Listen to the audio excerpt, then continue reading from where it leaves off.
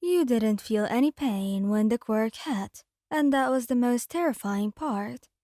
But as soon as your body hit the ground, you realized your voice wasn't the only thing that you had lost. The villain's quirk hits you square in the chest before you can dodge. You don't feel pain. That might have been easier. Instead, your entire body simply stops responding. Your knees buckle, and you're falling, the ground rushing up to meet you with terrifying speed. You can't even throw your hands out to catch yourself. Shit. Strong arms catch you before you hit the pavement. Kirishima's face swims into view, above you. His red eyes wide with panic. His hardened skin recedes as he carefully lowers you to the ground, cradling your head. Baby, talk to me. Hey. His voice cracks slightly, and you want desperately to reassure him, to tell him that you're okay, but your mouth won't move. Your lips won't part. Even your tongue feels like dead weight. You can only stare up at him, your eyes the only part of you that still works. Move, shitty hair. Bakugo drops down beside you.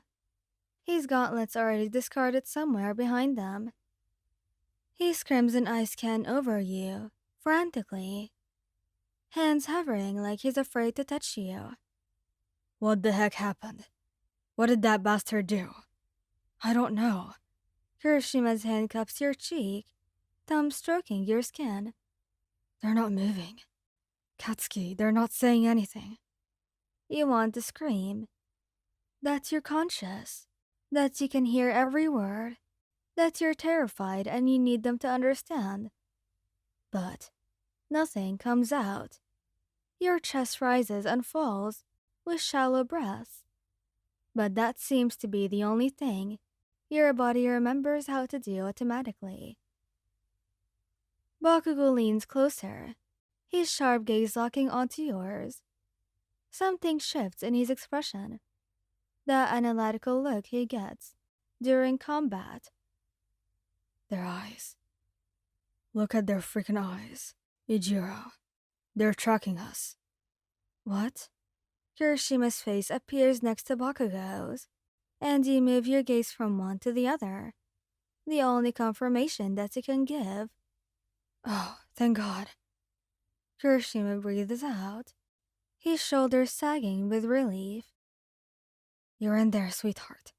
You can hear us, can't you? You shift your eyes up and down in an approximation of a nod, and Bakugo's explosive temper flares. That freaking villain. When I get my hands on him. He cuts himself off, jaw clenching so hard that you can hear his teeth grind. Okay, we're getting you out of here. Can you feel anything? Blink once for yes, twice for no. You blink twice, and you watch Bakugo's hands curl into fist against his thighs. Paralysis quirk, Kirishima says quietly, his hand never leaving your face. It has to wear off, right? These things always wear off. They better. Bakugo growls. He pulls out his phone with shaking hands, actually shaking, you realize. Which might be the most terrifying part of this whole situation. Bakugo never shakes. I'm calling for a medical evacuation. We're not waiting around for that bastard to come back. When he makes the call, voice clipped and urgent, Kirishima shifts so that your head can rest in his lap.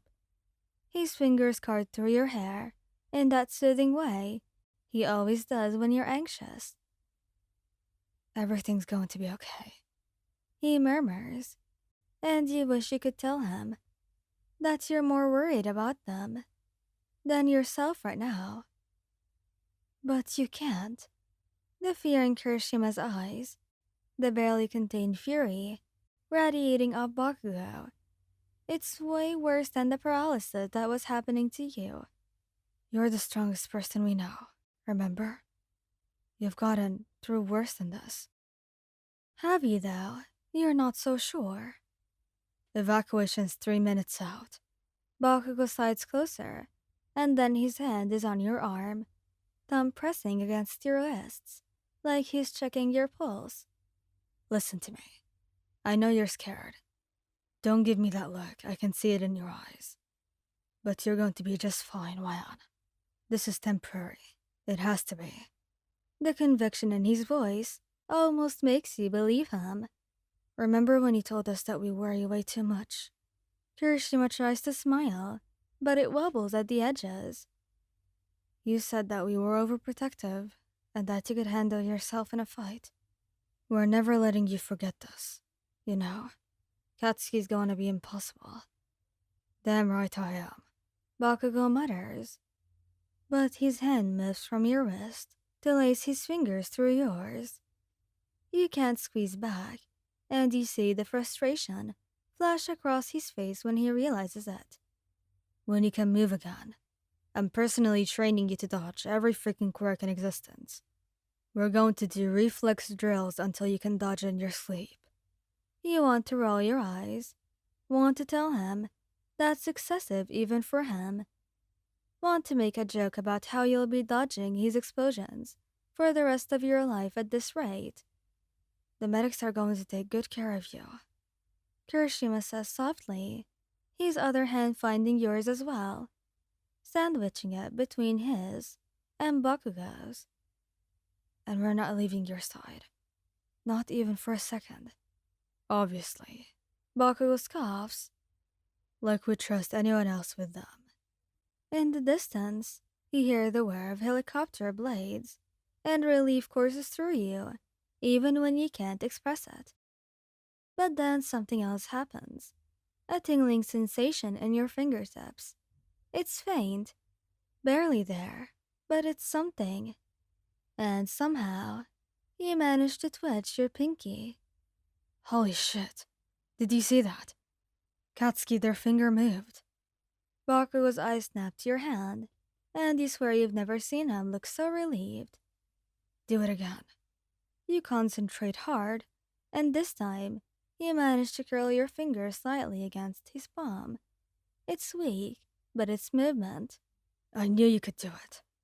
Fight it, come on. I know you're stronger than some shitty paralysis quirk. Don't push yourself too hard, though.